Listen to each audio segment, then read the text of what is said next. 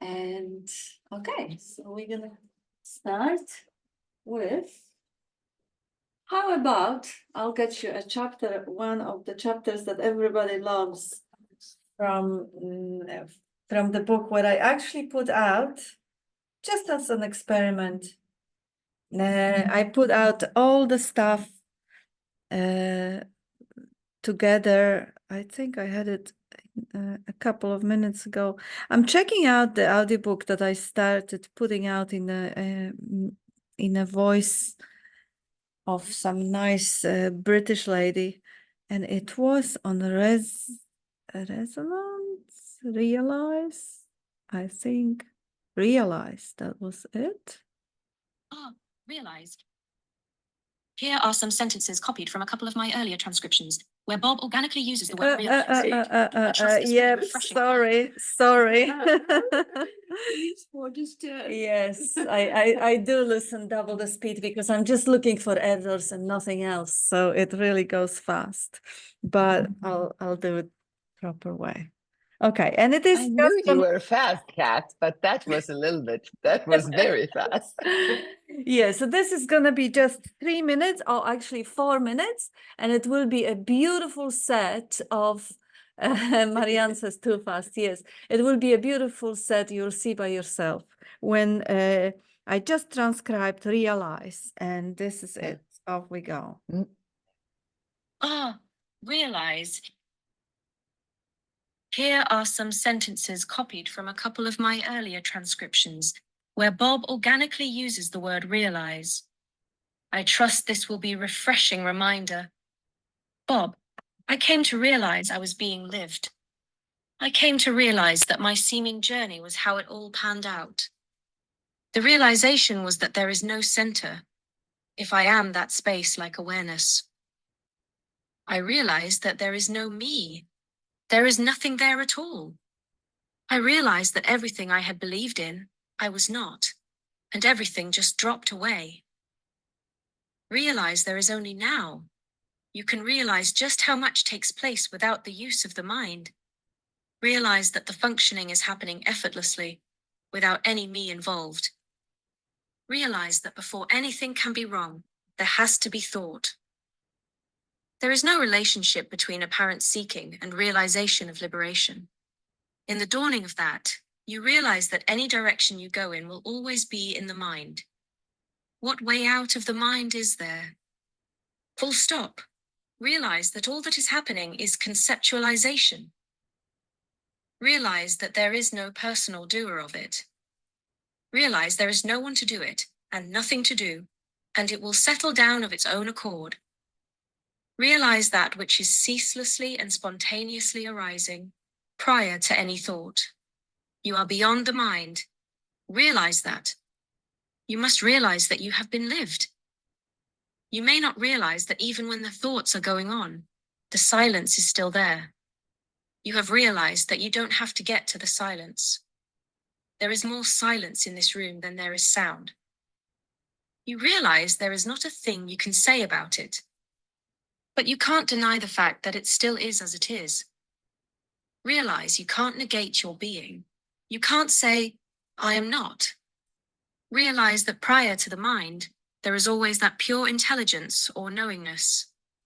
Just come back to the sense of presence that you are, and realize that that is birthless, deathless, timeless, spaceless, bodiless, and mindless.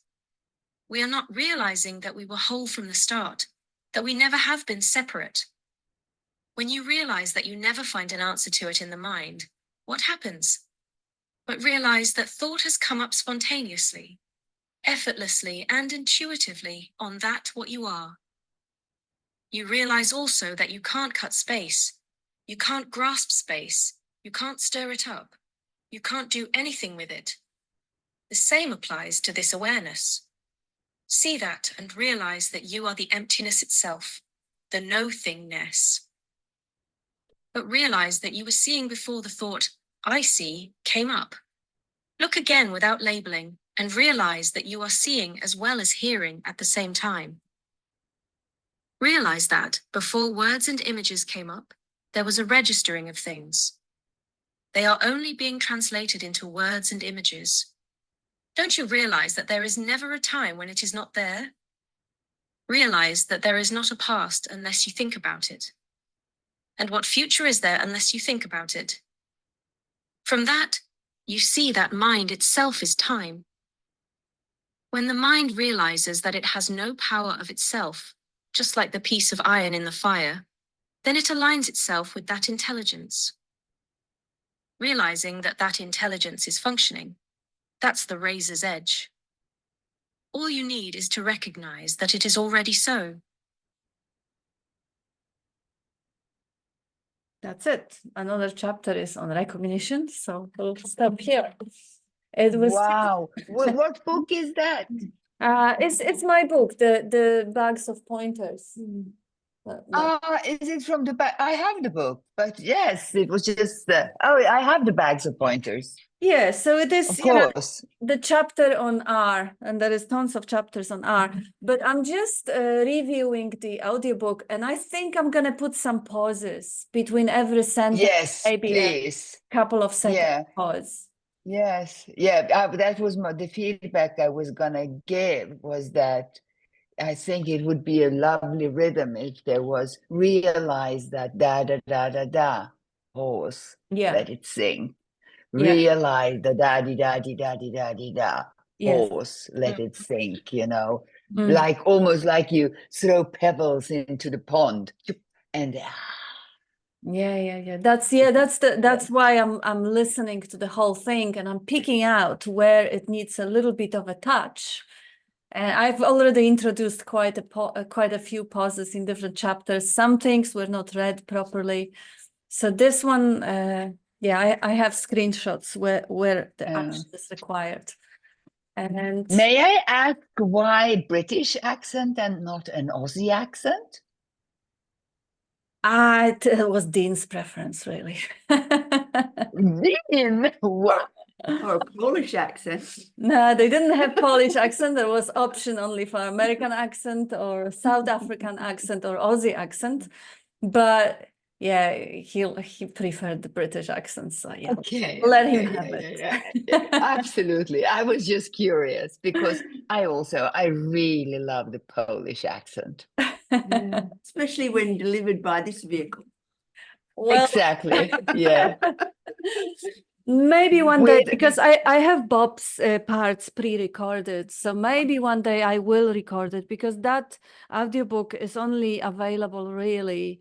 I mean, in Australia, you can buy it and you can listen it, as you can see, but you have to log into the Amazon.com account, Audible.com account, where all your books may be somewhere else. It's a little bit of a nuisance. It's totally doable and it's really cheap, but it's a little bit of a nuisance. So I don't know if I will have space. I may add my voice, because Bob's voice I already have. It's just the problem with the noise at home. It's hard to record, and Audible have such a high standards, but that's just a sidetracking. We'll see what happens. We'll see how life will have it. For now, I don't mind the British accent. It's kind of, it's quite, I kind of find it even funny at some points when I'm listening to it. And I think, shit, did I write it? Kind of don't even remember that.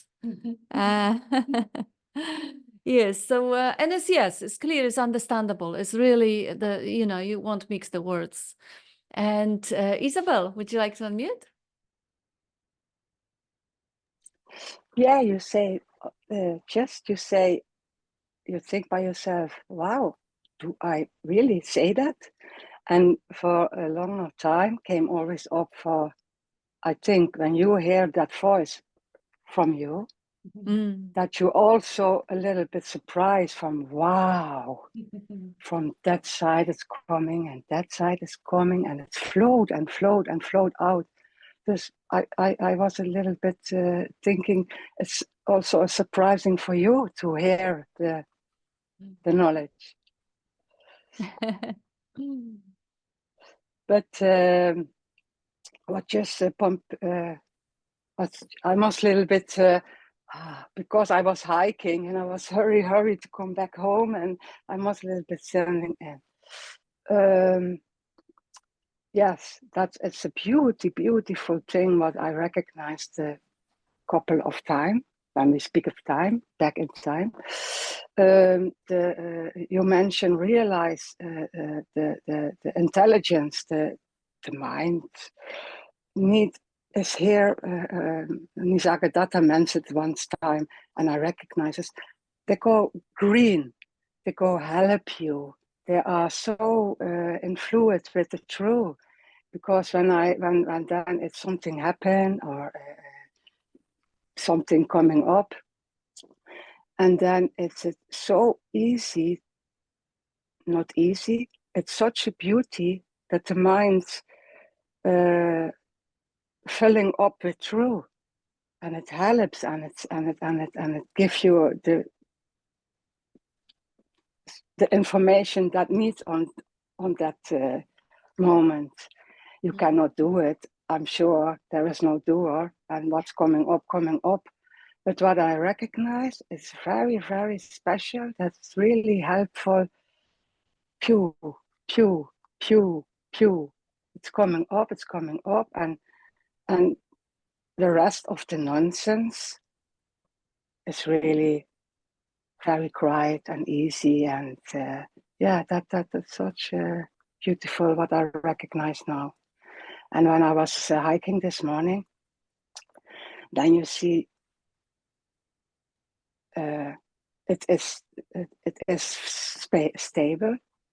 You don't walk, the body walks, but you don't walk. You eat direction coming in, and when you're in the house, the same this direction and a direction, and that's such a it's so stable.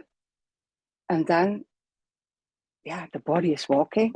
Feel a little bit that, but that's such a beauty to recognize and to speak it out now loud, and to share that.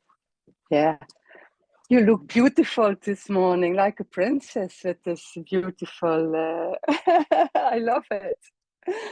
Really Thank nice. you. I'm just kidding around, because I'm wearing only black for the last 3 months, so just a little bit of a variety on it. Yeah. I was thinking about the black dresses. It's only a meaning.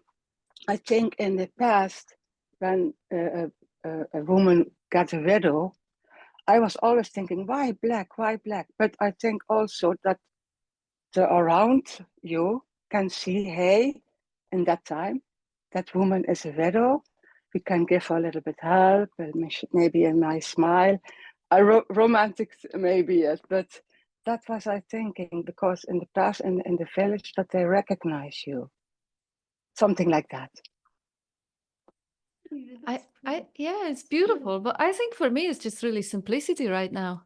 The life has simplified. There is a lot of things that that needed to move on. The stuff that was on the wall, tons of colors, just needed to move on. Tanya and I made a lot of space. If you can manufacture space, space uncovered itself. The clutter disappeared. And the black is just like a clean canvas. It's like, you close your eyes and that's the emptiness. That's the nothingness. That's very, very simple. And now my wardrobe is all black and I'm absolutely loving it. I love also black. Yeah, I never wore black. It was always mixed with some other colors because I loved colors. But that was because Bob loved colors. He loved me in colors, and now he's not there. So it's just a different chapter, and it kind of feels simple, very simple. Yeah, you know, it's also, but also with the color black, it is clean. It is no, I don't know how to say. I like it. And this one is from Bob. Wow! Oh, what nice say. Yeah, then it's so special now. Everything that reminds. Most of the stuff that I left is I left what is from Bob. I wear his jumpers also, but he's nice. Never gone anywhere. No, for sure. Yeah. The only thing is, you cannot hack him anymore, but he's always here. Yes. Huh? Yeah, I want to share that. Maybe I come later, not back, because I book a movie. Yeah. Do you want to say something? Oh, it's just lovely interaction. It's very easy and carefree, and it's nice. And you do look like extra beautiful today. You look like I was thinking, you know, an Indian princess or something. It's beautiful. Yeah. Yeah, and it's lovely. Hmm. Yeah, but stability. It is stable. Wow, you know, somebody, maybe it was who used that word the other night, stable, and we went, wow, yeah, that is great way to describe it. It's always stable. As you say, wherever you go, if you're walking, running, diving, in the water, in the air, upstairs vacuuming, downstairs washing the dishes, it's always the same, stable, never changes. Silent, stability, sameness. Yeah, how beautiful. Huh? Yeah, Always there. beautiful. Yeah. And you mentioned just when you're swimming. When I was younger, I go a lot of diving in the ocean. But the first time when I go into the ocean, and then I was, who made that noise? Who is breathing? Because it was such a surprise for the first time when you go on in the sea and you have the mask and then the and then that was such a beautiful recognition from wow, yeah. Yeah. Yeah. Yeah. Uh, Yeah. Yeah. Life is laughing you.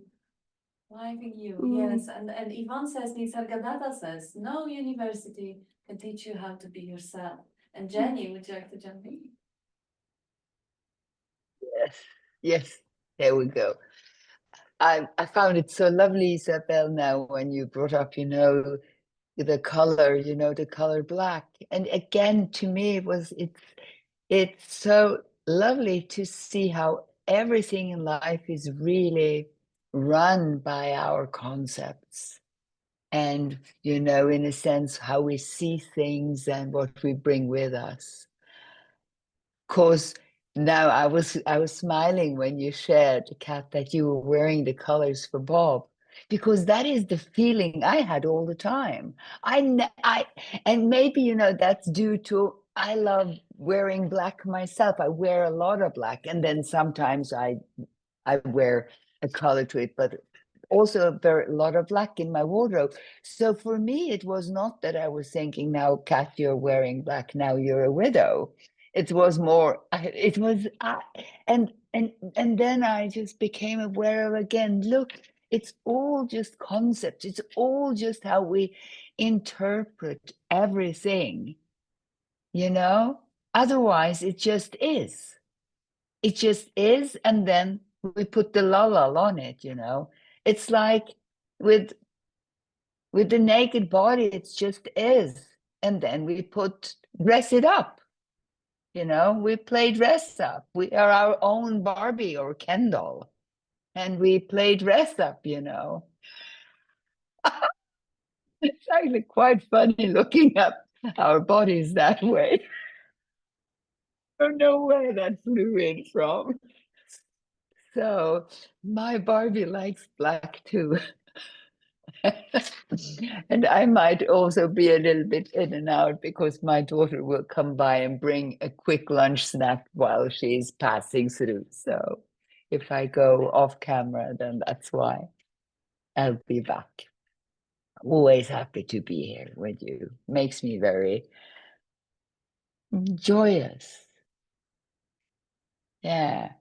It's the stability. I love that word too. That was a good word to add to the S's, to the stillness, to the silence, to the sameness, to the suchness.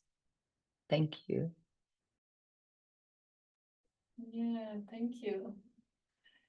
Yeah, if you look from the perspective of life, like life having those multitude of Barbies and Kens and other costumes, the costumes of the plants, the costumes of the planets, the costumes of the viruses and the galaxies and suns and bacteria and the droplets of water and thoughts and feelings and fabrics and colors, every single expression that appears in that screen of stillness or sameness or stability, in that immovable background, is the expression of life itself, is the costume that life is wearing to experience and express, to see the reflection of itself, to see its own omnipotence. Now I'm this, and then I'm this, and I'm this, and I'm that too, and that too, and that too.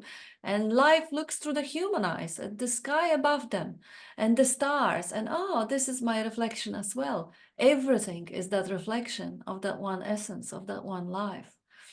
And again, my favorite story is that life expresses, experiences, and expresses itself for the fun of it, for the appreciation of it, for the love of it, for the love of the dance.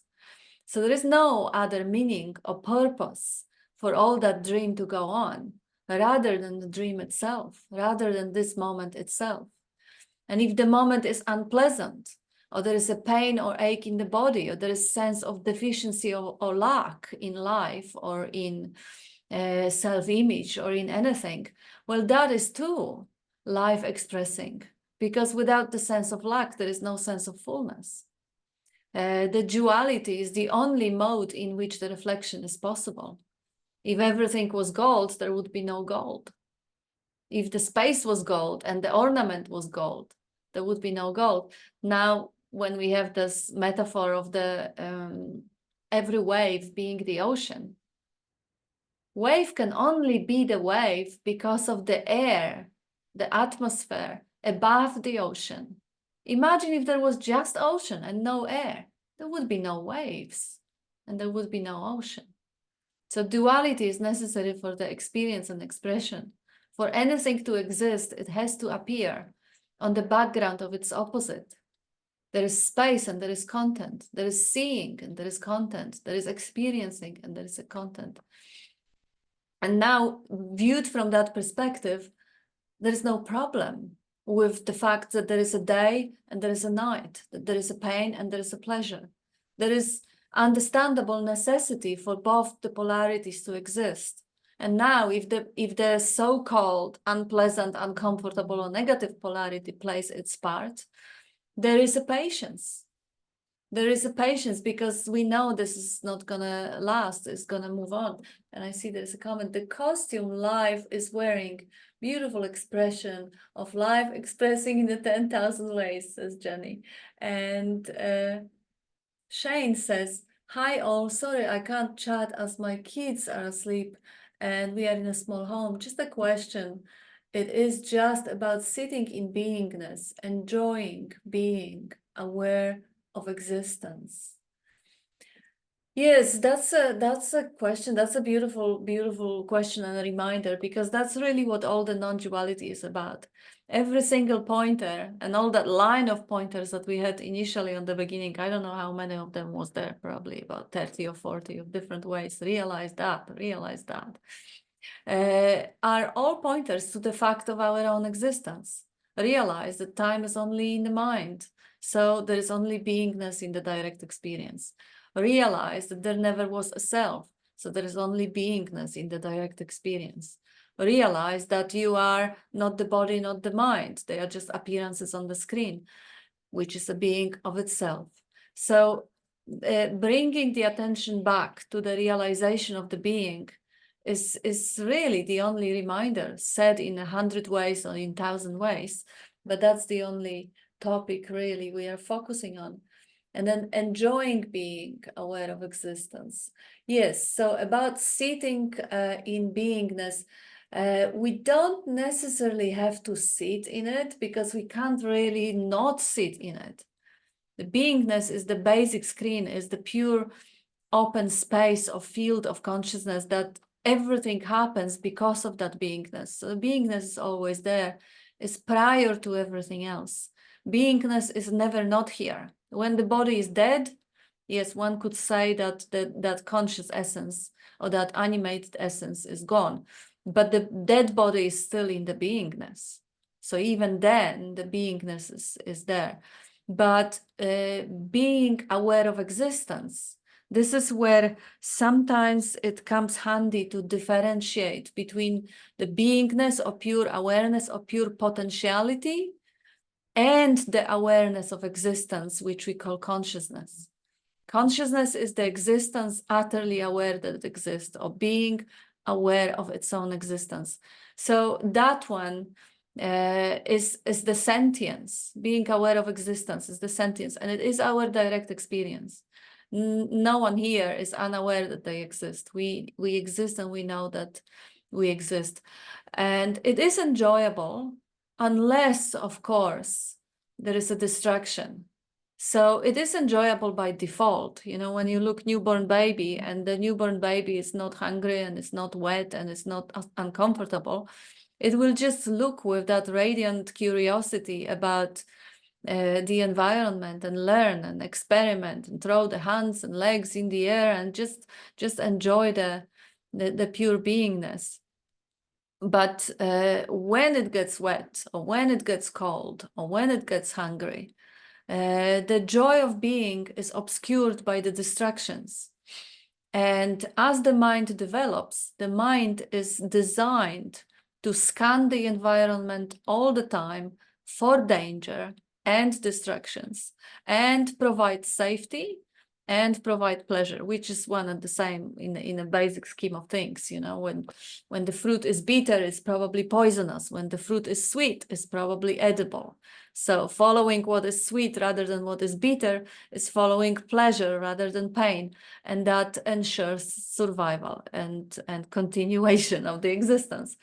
So as the mind of a small baby is only employed when it's necessary, when the reasoning capacity develops, it becomes so attractive and so enjoyable, then that reasoning or that imagination often hijacks most of the attention.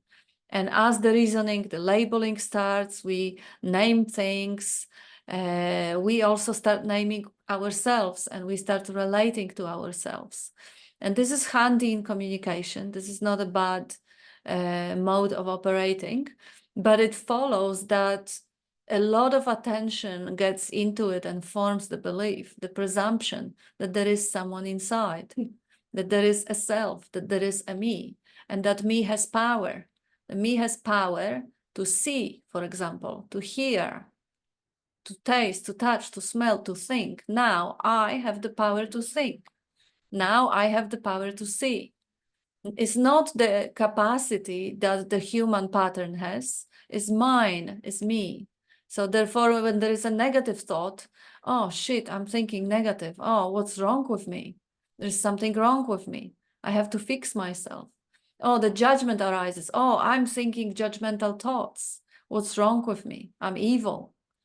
So now, because of that assumption that there is a self doing the seeing, the hearing, and the thinking, that self is being evaluated and is being judged and is being taken seriously and is believed into reality, just the same way the Santa Claus is believed into reality, or the flat earth a few hundred years ago was believed into reality, to the point that it was a reality for people who believe it.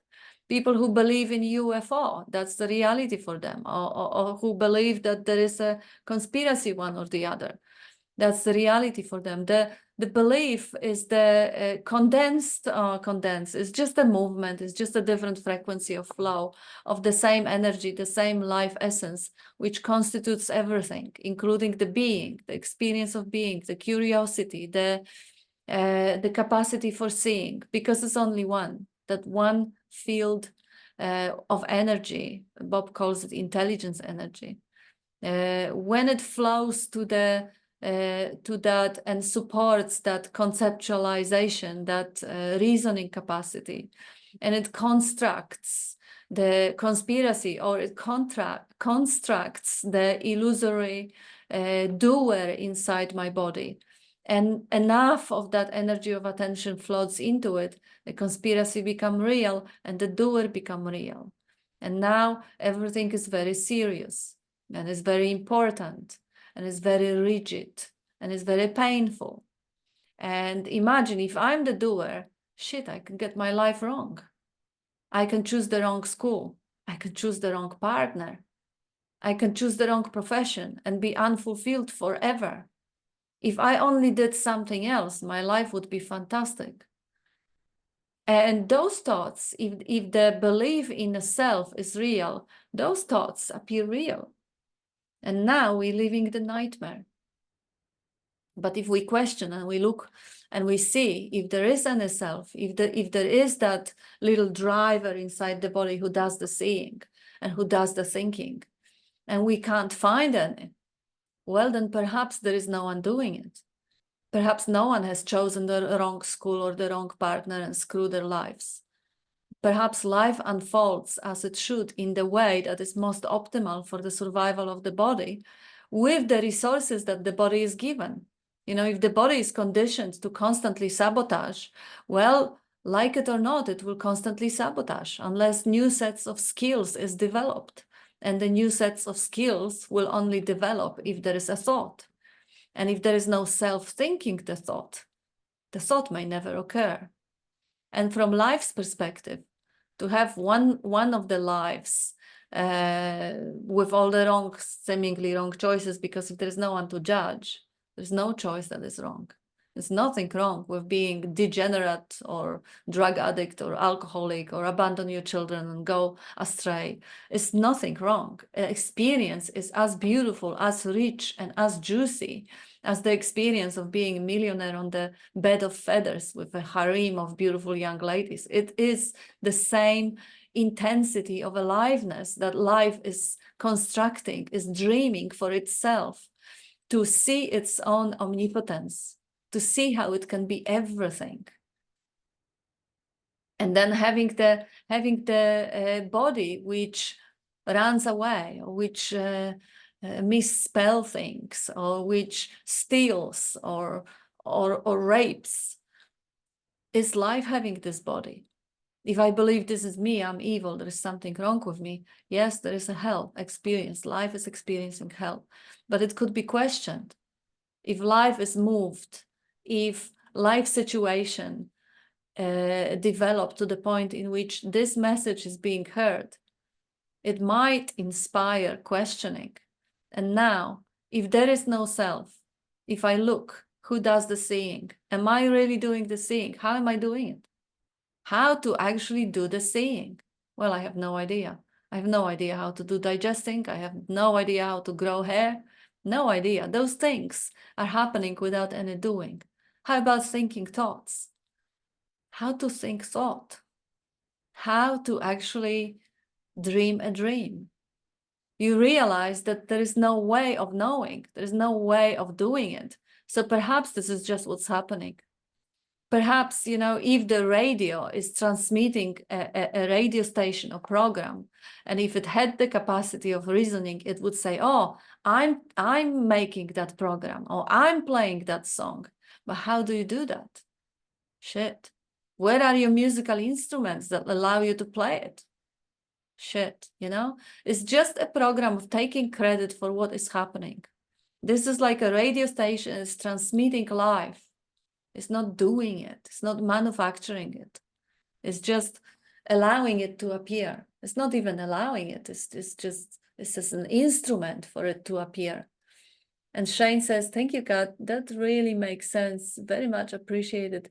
Is it possible to get a recording of this meeting, or do you post it on YouTube?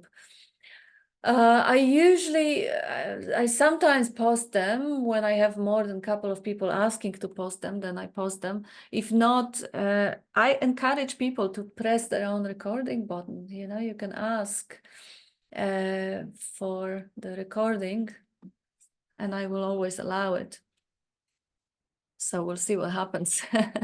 There's plenty of uploads on YouTube. And the reason why I'm not uploading all of those Zoom meetings is a little bit of a nuisance of converting them, downloading and so forth.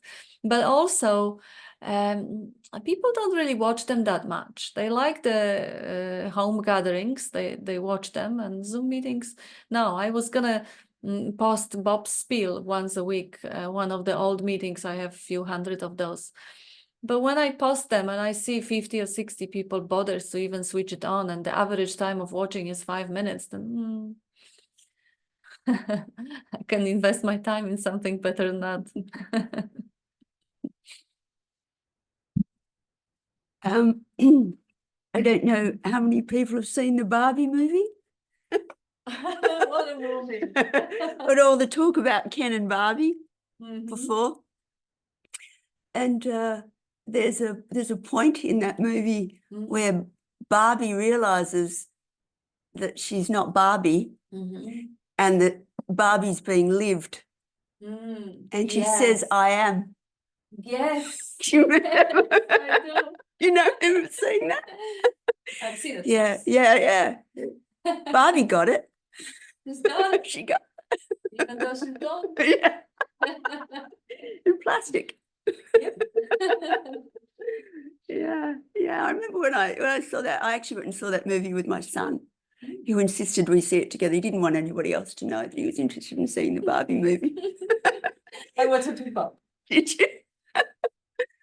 But so much of what you say is really just like we're Ken and Barbie dolls, you know, just thinking we're running the show.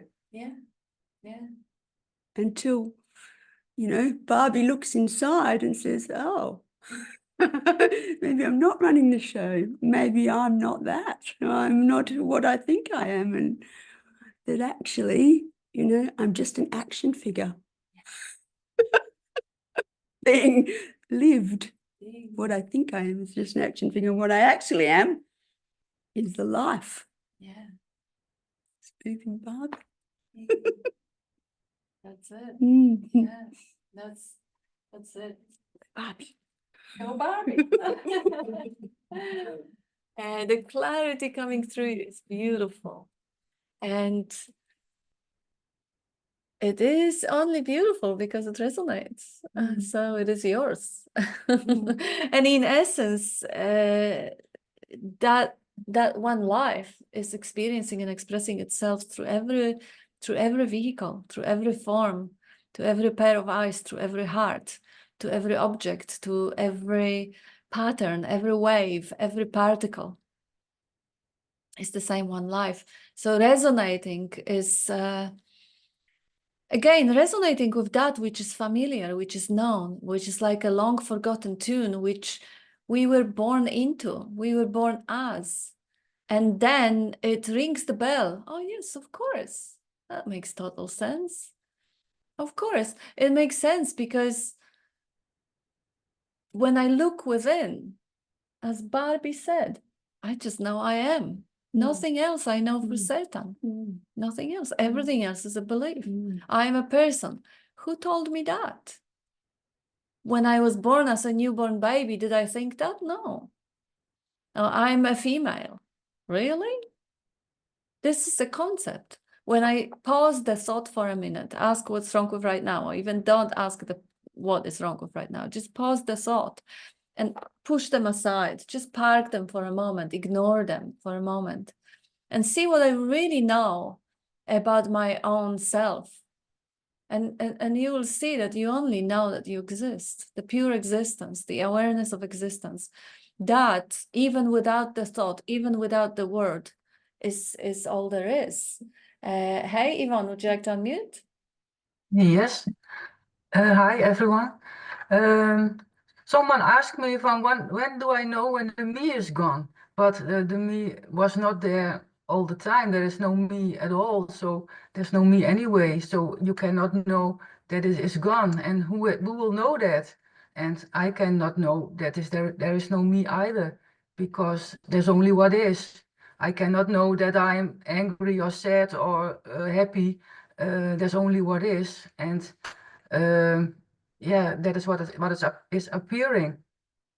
So me can never know that it has reached something, but because there's nothing to reach, there's only what is, and that's for me very wild and free. So And the concept of angry, sad, happy, all that are again interpretations, narratives of thought or concepts, yes, aren't they? yes. Yeah, That cannot be different. One time you call it that, and other time you maybe call it another something something. else. Yeah, Always fluctuating. yeah, yeah, exactly. Yeah, I think Okay. you know some science tells us there's not a great deal of difference between the so-called feeling or state of being in love and anxiety. I think. Yeah, we prefer one to the other. Same Context. context. Yeah, interpretation. is Interpretation. different. Yeah. Yeah. Mm. Yeah, but it's a great point, Yvonne. Absolutely. You know, how do I know that I is gone? I is gone. Yes. I is gone. So who Was knows? never there. Yes. Yeah, yeah. The illusion of self may appear, but it appears to no one. It just appears in space. Yes, Josh, would you like to unmute? Sure. Something came up when you just said that, which was, you know, a lot of points during every day, let alone when we're in deep sleep. There's no me, there's no I. It just happens without, I guess, the recognition of it happening. And if when the recognition of it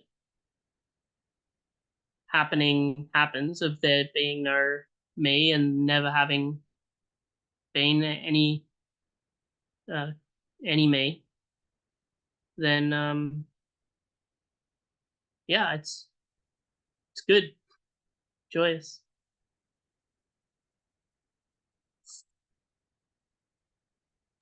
Beautiful. What a relief, eh? Yeah. What a relief. Never did anything wrong, never did anything right, never did anything ever. Was never there to do it. There you go. Yeah. Like Nisargadatta says, nothing is wrong anymore. When there is illusion of self, when there is taking credit for actions, when there is self-evaluation going on all the time, everything is wrong.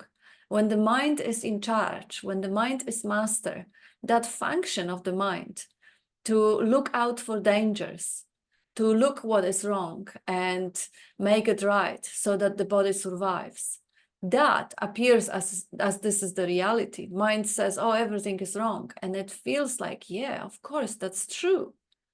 But when you realize that mind is just doing its function and you are the emptiness, you are the clear, empty, cognizing space in which the mind does its function, just the same way the stomach does its function. Everything does what it is meant to be doing. And you are the witnessing presence in which all that happens. So there's nothing wrong with the mind looking out for danger. It's quite perfect in a way.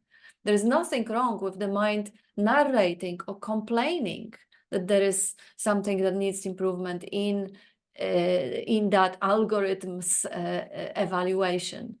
But what does space, is that space bothered or preoccupied? No, space says yes to everything. Mind wants to go about fixing something, well, it will go about fixing something. Or it won't if there is not enough of energy or charge into it. But the mind is not a problem anymore. The narrative is not a problem anymore. It doesn't even have to cease. It doesn't have to stop. It doesn't have to go quiet. If you realize that you are not the mind, you are not the voice speaking in the head, you are not constantly dissatisfied, complaining, poor, miserable little me, that it refers to or us. There is no me. There is just a pure functioning. And part of the functioning is fault finding. What's wrong with that? It's a very, very helpful software. And when you see it this way, when you see that fault finding or complaining mind is the same level of functioning as digestive enzymes breaking up the food in the body, it is the same. You don't complain about your digestive enzymes breaking the food and manufacturing shit to extract it later on. No, that's perfect. So the mind making shit is also doing its job. It's just the identity as the mind and seriousness attached to the narrative, to the interpretation that creates a living hell. Now this is me that is judging. This is me that is complaining. Those are my personal problems, my personal dramas. Why is my life so miserable? Why am I so wrong or so weak or so ugly or so poor? This is about me now. And it doesn't have to be that way, because you look within and you can't find any me. You see just the presence, the I am. In that presence, the mind runs its story, the stomach runs its acid, the eyes runs their tears, or the hair grow, and everything else happens, everything else unfolds as it should. Other minds are also running their stories, and some of the stories are clashing. There are arguments happening, there are outbursts happening. And this is all happening because of the beingness, because of the I am. And that beingness, which is the basic screen or space for that happening, it doesn't object to it. It allows everything unconditionally. It is the space for equally for the disciplined mind, obedient mind, and crazy schizophrenic mind. For a broken machine and for well-functioning machine. For the good mood and for the bad mood. For the big body and the small body. And the nobody.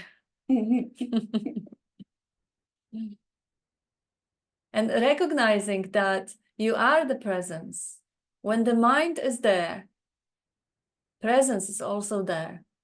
When the mind is not there, presence is still there. You pause the thought, the mind is not there. Mind is thinking. Without the thought, there is no mind. Without the thought, there is no self. There is no imagined I. See what that I is the illusion of some entity functioning through time. The entity that was born, the entity that was growing up, that went to school, then graduated, and fell in love, then had a heartbreak and heartache, and then fail at this and succeed at that, and have that friends and those dramas and this traumas and whatever. There is no such thing.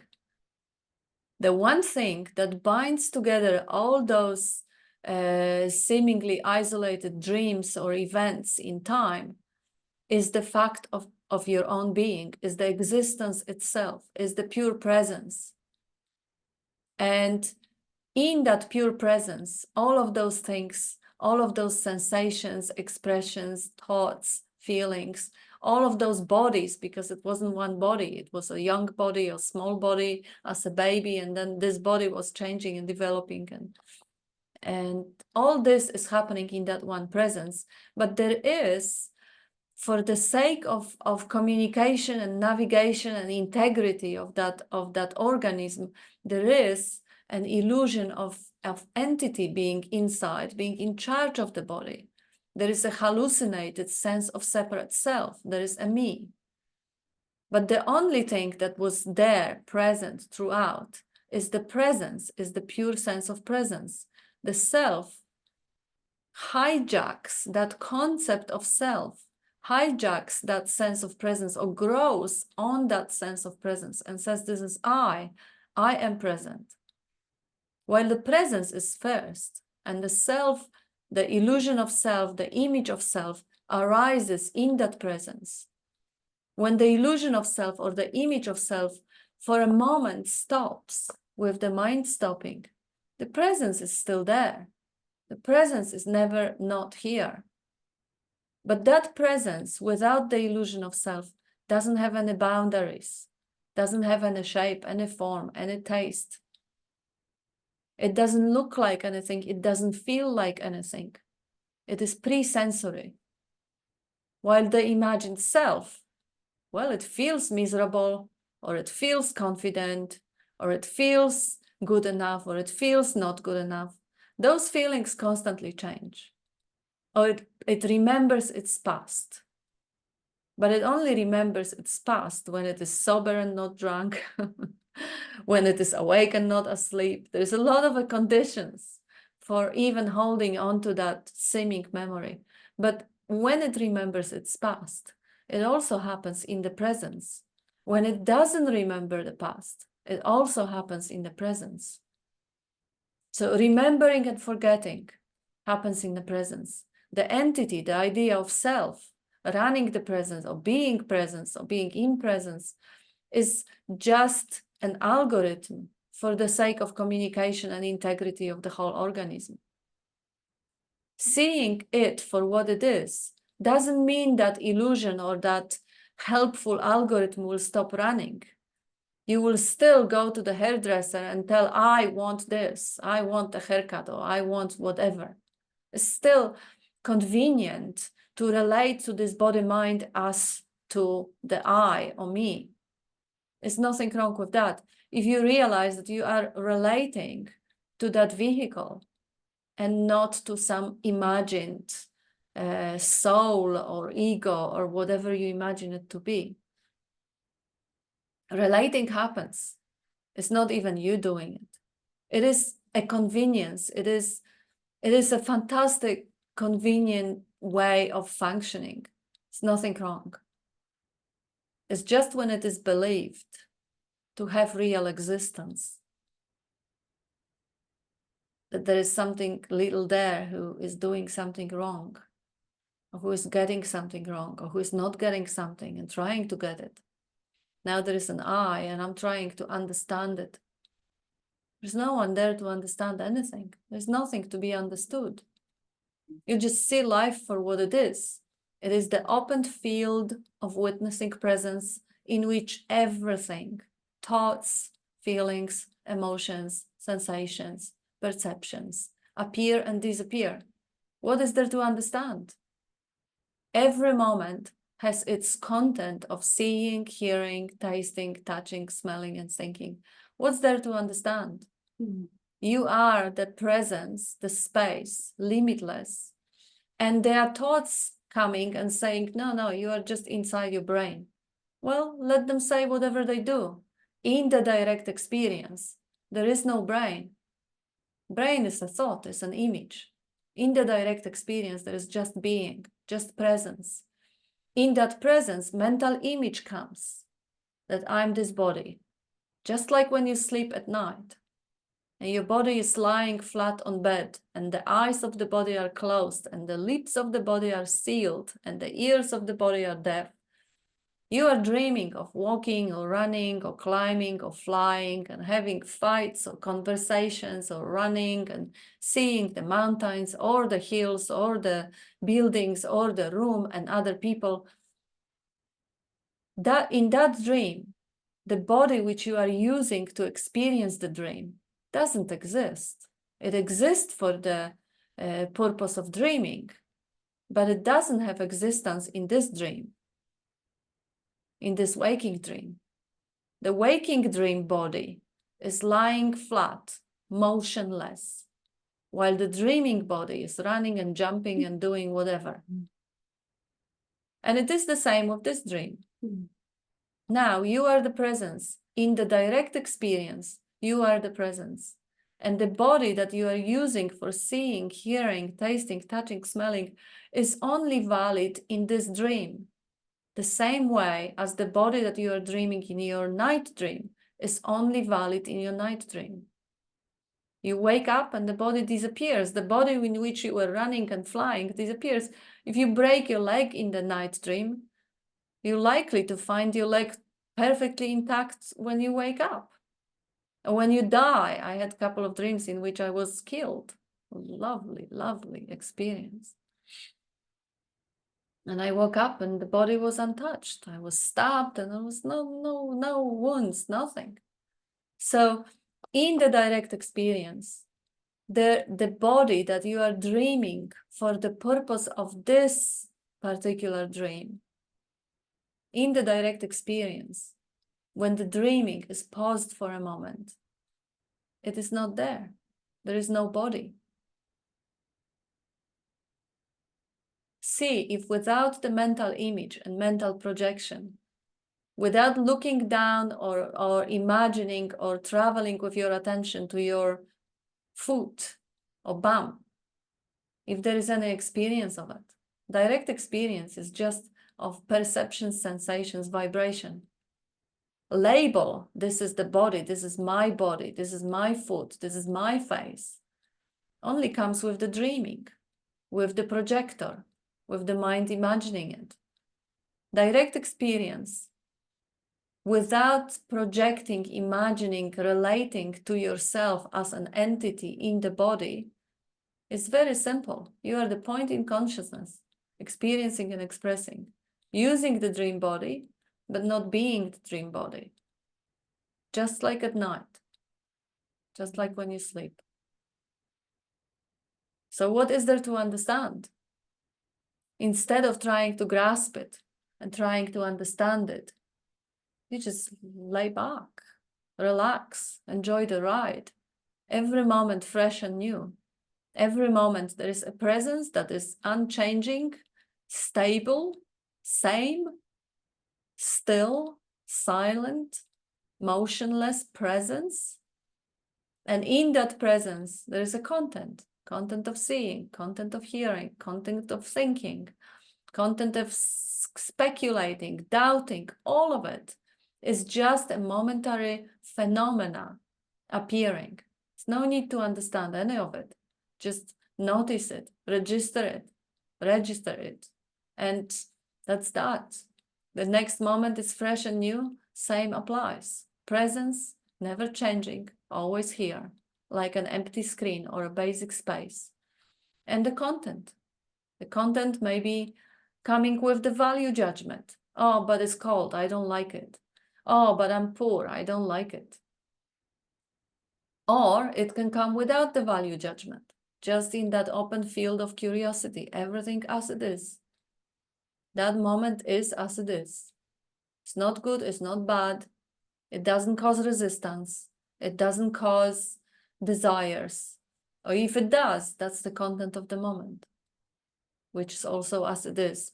Every step back, every moment of relaxing ever so slightly into that field or background, relaxing the investment, the seriousness, the involvement in the dream, relaxing that overlay of I like it, I want to keep it, or I don't like it, I want to push it away. Oh, what about tomorrow? And what about this trauma or this drama? Relaxing that overlay of narrative, judgment, identification. And the dream goes on, but it is as it is. It's neither good nor bad. It's just as it is. And it is easy, it's enjoyable because everything moves on. Unpleasant situations last a little bit and then move on. When it's cold and rainy, well, it's cold and rainy. It's not terrible, it's not bad, it's not good. It's cold and rainy, that's it, as it is. And then it changes. And if it doesn't, well, okay, fine, we're gonna die in a flood. So what? The body is gonna expire anyway. There's nothing wrong in anything. If I'm sick, okay, that is as it is. If I lost my husband, okay, that is as it is. Everything as it is. Without any concepts that things could be or should be any different than they are, there is nothing wrong. With the concept that things should be or would be or could be any different, there still is nothing wrong, provided you recognize that those concepts are just a content. Because if those concepts are believed, well, suffering is inevitable. If I believe that things could be different, for example, Bob could still hang on to the life and he isn't, because whatever, maybe I could find, I don't think I could, but yeah. Anyway, if I believed that it was possible and it didn't happen, I'm the victim now. The world is my enemy. The life is evil. And I'm suffering. But if it is as it is, there is absolutely nothing wrong. And I see there is a comment on the screen here. And Jenny says, big love to all. See you on Thursday. Yes, enjoy your day, Jenny, wherever it takes you. Kat, that was brilliant. It was just flowing out. So it was just perfect. And so on the ball, the dreaming at night is the giveaway, isn't it? It really is the giveaway. Mm. Mm-hmm. You're dreaming it. There's a, still believing what's going on in the dream. Yeah. Yet you're not causing anything to happen. Yeah. It's just happening. You're looking in as if you're, seeing, watching, but not, you know that you're looking in to something. Feels like it's a world in its own. Yeah. Get the sense of that. And then you wake up and it's gone. Yeah. And even in the dream, perhaps it's not the same for everybody, but there's still a sense of that stability, the sameness, the stableness, the unchanging while experiencing, watching things happen, stuff happen. But really, without paying attention to so-called mind's narration, interpretation of events, and it always comes after,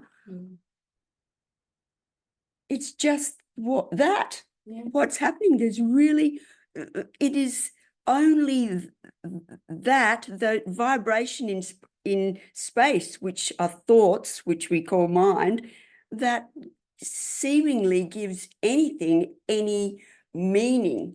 Yeah. And what is the word meaning? It's a way of attributing qualities. Yeah.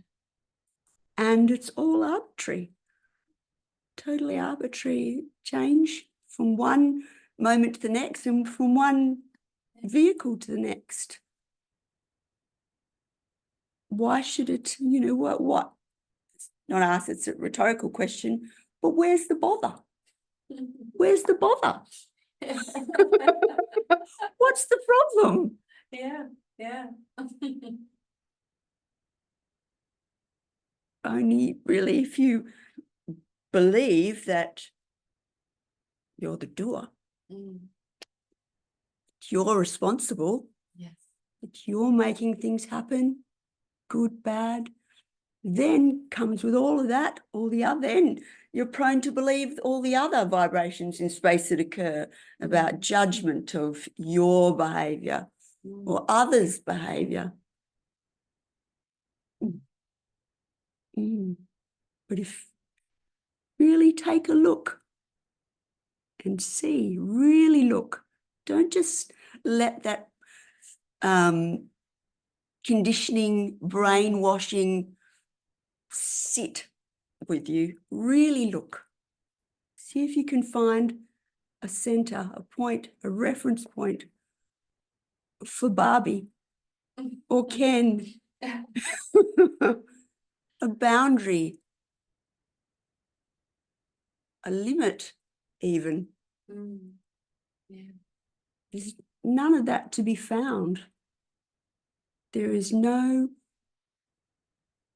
one entity driver of the vehicle there. And that's freedom, isn't it? Absolutely. Absolute freedom. As you say, Josh, And again, wow, what a relief to be able to drop the concept of the little me doing stuff.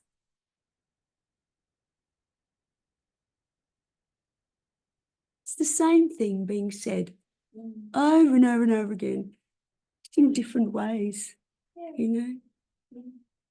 There's nothing wrong with that. Mm-mm. Mm. And as Yvonne was saying, you know, if you realize that this me, which wants to know, which wants to get enlightened, which wants to understand, which wants to get rid of the me, never existed, who's going to get realized? Who's going to need to get enlightened? Who's going to need to understand anything or get anywhere or become anything or get rid of itself? There's nothing wrong right at this moment. It's already as it is. If the self, the sense of me is only a sense, is only a passing phenomenon, there's no problem. There's no need to get rid of it. Recognition, simple recognition that life is painting, is appearing, is expressing as it does. If there is an expression of life, feeling like a sense of contraction, or feeling like a desire to understand or to get something or to achieve something or to become someone, then just recognize it is just a thought, it's just a mental construct, it's a fleeting desire. There's no one behind it. And you can see how that construct came into being. Because I remember when I was a spiritual seeker, and when I first heard about the idea of enlightenment, idea of enlightened masters, idea of liberation, and those who are liberated from human condition, from human suffering, everything inside that whole system called mind, that survival mechanism called mind, I think I have to get it. Oh, Yeah.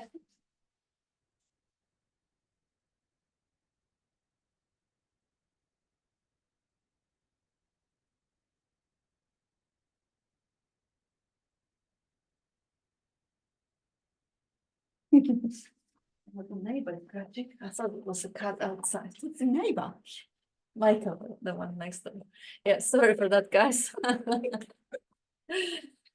Yeah, cats sometimes are outside and they let us know that they want in, and we are very obedient. We're well trained. They trained us well, yes. So when there is how did it come about, that idea of wanting something grander and greater and bigger and more pleasurable and more enticing? You know, when I heard the idea of enlightenment and idea of enlightened masters and idea of liberation from suffering, shit, you know, like what is supposed to, the processor designed to protect from danger, what it is supposed to do? Obviously, naturally, it develops the obsession about it. Naturally, that pattern, that narrative pattern, which is designed to protect the body from danger, meaning provide pleasure and avoid pain, hearing the idea of eternal bliss, well, obviously, it develops an obsession. So I developed the obsession. My spiritual search was absolute obsessive. Zen sanghas, countless hours of sitting in uncomfortable position and focusing the mind on ideas. Who am I idea, or I don't know idea, or whatever the Zen sangha actually promoted. Ashrams and mantras and chantings and all sorts of different shit what I haven't done through life to actually, with the obsession of the idea of getting something, understanding something, and becoming someone and liberating myself from the suffering. But the sense of myself, the image of myself that wanted to achieve that pleasure, was that very cause of the search. Because there was association or identity of as a deficient, broken self that wanted to be complete and full. And if you look for that self, broken or complete, and you find nothing, then again, who is to chase what? And what are we chasing? Chasing the idea of eternal bliss, nirvana, enlightenment, liberation. And what is that idea? Is that even doable? Is that even possible? Eternal pleasure. Imagine multi-orgasm going on non-stop. So you don't eat, you don't sleep, you don't, just non-stop. Look out in nature and show me the animal who can function like this for longer than hours. Because again, this mechanism, this vehicle, this Barbie, which is used for the experience and expression of the life essence through the dream, as a dream, in a dream, it has limitations. It can only eat that amount of pleasure. It can only have that amount of orgasm. And if it gets too high on whatever, on drugs or on whatever pleasure, the serotonin shock kills the mechanism. It kills the brain. The idea of enlightenment being endless ecstasy or nirvana is not only ridiculous, it's impractical and it's impossible. And yet, if it is presented this way, to a mechanism, to the algorithm, which is designed to provide pleasure and avoid danger, naturally it becomes a super addictive idea. It becomes an obsession. So the obsessive identity of being not good enough became obsessive identity of spiritual search. I'm a seeker. I'm not my job, I'm not my profession, I'm not my social role or my family role. No, I'm a seeker. This is who I am. This is my true identity. But is it really? Is it really? Are you a seeker? Is there anyone to be a seeker? Or is it just one of the costumes of Barbie? And if Barbie is wearing only one costume all the time, the costume starts stinking and becomes rigid. Put it down. Enjoy the naked awareness. Striptease. I think Jenny had to leave, but we could honor Jenny's idea of stripping off the costumes, stripping off the idea of being a seeker, of being a person, of being a woman, of being a man, of being Barbie or Ken, of being whatever. And see who you are without the thought. Who are you without any concept whatsoever? Are you deficient without any concept whatsoever? Are you a seeker if you don't think about it? Or you just are? Pure presence, just are, beingness. Presence in which there are phenomena arising and responses to phenomena arising. If the piece of pizza lands in the stomach, the acids or juices, digestive enzymes are responding to that piece of pizza that just landed. If there is a hand grenade exploding in the vicinity, then the ears and the eyes and the arms and legs are responding to whatever is happening. You're not doing any of it. If there is someone blinking at you and making advances, well, again, the body is responding, just like the body of a peacock is responding to another peacock. There is no one doing any of it. You may just rest, relax, and see what's the next response is going to be. Just like in the dream, the body is responding. The dream character is responding. The environment is dancing with the dream character. Situation arises and the response arises. What is my next response going to be? Who knows? Let me see. Let me find out. And now, what about the idea of becoming something better? That's it. That's just an idea. Translate that idea to Mandarin Chinese and then see how attractive is that. It's just an idea. The seriousness or the belief or relating that idea to an imagined self makes it highly inflammatory and causing the suffering. But if you see it for what it is, it's just an idea on the screen of awareness, not my idea, not idea related to me, the person who is not enough and who need to get somewhere or get liberated or understand something. There really is nothing to understand.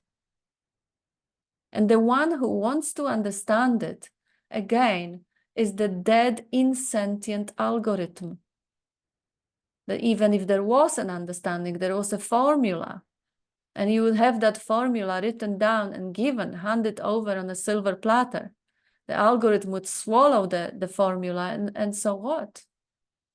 The situation would be just as it is, with or without the alleged understanding. Nisargadatta says understanding is all, but he also says it's the right understanding. And the right understanding is you are. You already are. You already know that you are. And that existence or that beingness is all. This is everything. This is the reality. Everything else is not the reality. It's an illusion. It's a dream. Existence is reality. The costume in which the existence experiences itself is a dream. Reality dreams itself a body. It dreams itself a separate self. It dreams itself a role of a seeker trapped in the dream, trying to get out of it. It is a dream. The reality is that you are. And that you are, you know, there's nothing else to know. There's something less to know. For example, you may know that you are a body. That's bullshit. Throw it out. You may think you know you are a person, you are a man or a woman or Australian or British. That's rubbish. That's a concept. You weren't born as any of it. So that you are, you already know. That's the final understanding. That's the absolute truth. That you are. Thou art that. That you are. Mahavakya, the great mantra. That you are. That I am. I know that I am. Not what I am. What I am, I can't know. But that I am, I can't. Unknown. I can't forget. I can't deny. What I am is a different story. That's the nama rupa, name and form. When I ask what I am, and I can produce thousands of concepts in every dream, I can change the concepts every 5 minutes as the mood is changing. I can change colors. I can change roles. I can list out hundreds of roles that I had in life and that I can adopt as that flexible life essence. But I'm neither of those. But that I am is the only reality. Satchitananda, being, knowing, loving to be, that's the reality. Sameness, stillness, silence, what was it? The stability, the immovable background, the pure solid block of knowing, being knowing, the open field of being knowing. That is the reality. Everything else is a fleeting phenomena, is a dream, is a movie on the screen. That you are, you already know, you already understand it. There's nothing else to understand. You already know everything that ever needed to be known. If there is a pattern of behavior of looking for something more, well, that's just a natural function of survival mechanism in the narrative. Let it run. If the animals had the narrative, they would probably be narrating whatever is happening with them. You know, when the cat is hungry, it meows. It seeks food. When it gets cold, it comes and hops to one of us and get warm. We are the portable heaters for them. But it doesn't narrate. It doesn't refer anything to me. It doesn't have a story running. Oh, there is something wrong with me. Oh, I'm cold. Why am I cold? How am I gonna get warm tomorrow? Why haven't I been cold yesterday? They don't have that function. The survival mechanism only appears as action. So if there is a thirst, there is an action movement towards water, and there is drinking. When there is a bladder full, there is a movement towards the kitty litter, and there is emptying the bladder happening. But with humans, there is a lot more going on. There is a lot of story, a lot of narration, a lot of interpretation, a lot of judgment going on. Just because we have a little bit more elaborated, sophisticated survival mechanism that has additional functions. Additional functions like sharing the stories, joining in the bigger groups. Now we are all seekers. Oh, okay, we are seekers of non-duality under Sailor Bob, whatever. Now we are all somehow connected. We are one big family. Isn't that lovely? Or we all women, or we all men, or we all Australians, or whatever. Beautiful function. But in the dream, it brings colors and juice to the dream. It's nothing wrong if the dream, the life itself, experience itself as a wife, or a widow, or a lover, or a friend, or a member of particular church or conspiracy. Is nothing wrong. This is why the dream goes on, so the life can experience and express itself as everything. It's just life when it recognizes itself, and when it knows dream to be a dream, it relaxes, sits back in the box chair, or what do you call it, box seat, yes, and enjoys the unfolding, which is effortless. You don't know your next thought. Enjoy the unfolding. Relax and wait for it. Let me hear it. Let me see it. Let me feel it. Let me see what life is going to bring in a minute. How cool. Nothing needs to be done. Nothing needs to be understood. Nothing needs to be understood. Nothing needs to be got rid of. Just the joy of being and discovering moment by moment, the dreaming, how the dream unfolds, and knowing that you are the space. You can't be hurt. You can't die. The body can be hurt, and the body will experience pain, of course. Without it, it wouldn't experience pleasure. So you can put up with a little bit of a pain for the sake of pleasure. Not that you have any choice in the matter. But understanding the bigger picture is quite okay. Gosh, I'm rambling. Anyone? Anyone? Anything? Questions? Objections? Comments?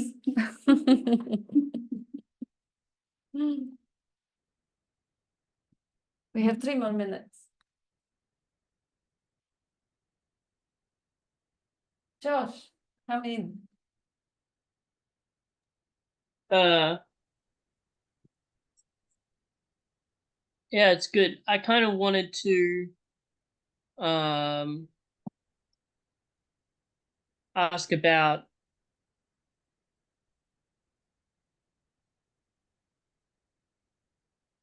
well, I honestly I have no idea, but I just thought I'd put my hand up to connect. Something that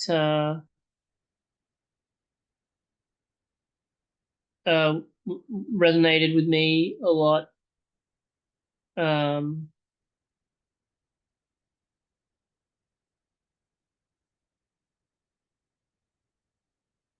is just the kind of spaciousness, I guess, or the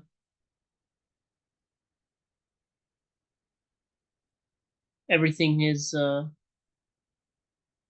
just appearing. It's strange because if I wanted to ask to say something about it, and like an idea came to me, the idea itself can only ever pop into what we're experiencing or reality, and then pop right out again. It comes in and out, and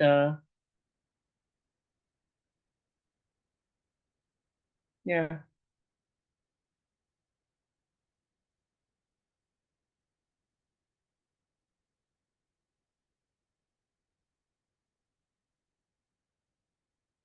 The fact of being aware of presence, and then the I guess the fact that there's no individual being present, there's only presence itself. It's like the ultimate, you know, when we were kids and you kind of have these discussions where you're like playing pretend or something. I was remembering a memory came up earlier today where, you know, when I was where there was this child and I at the age of 5, and we were having we're like, oh, I'm a superhero. I'm like, I can beat you, or okay, well, I'm God, or I'm the universe. Presence or space is the thing that like always comes out as the undefeated kind of final boss, because nothing can, you know, the sword can't cut it, fire can't burn it. There's nothing in manifestation that can harm or affect awareness in any way, which, wow, that's quite, and that's what we are, really, like, so that's comforting, but it's also just the truth, I suppose. Yeah.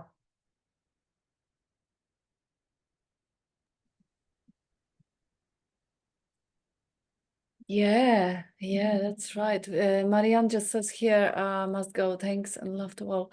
Oh, it's actually time already. And Mari says, thank you, Kat. So clear. Go on, Kat, says Yvonne. Yes, Josh. Simple, isn't it? Yeah.